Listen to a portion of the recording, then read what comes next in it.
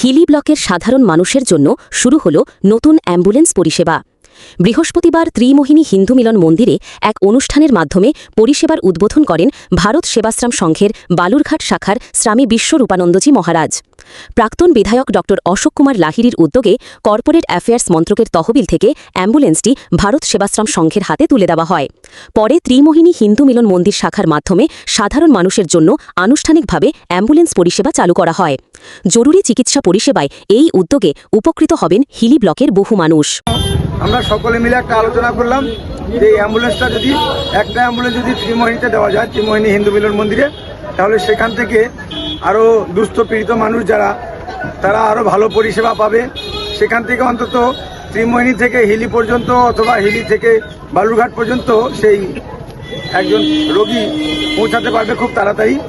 এই সুব্যবস্থা হবে। এই জন্যই আমরা পূজ্য শ্রীমৎ স্বামী দিবাকরানন্দজি মহারাজের অনুমতিক্রমে এই অ্যাম্বুলেন্সটা আমরা আজকে ত্রিমোহিনী হিন্দু মিলন মন্দিরে তাদের কাছে পৌঁছে দিলাম।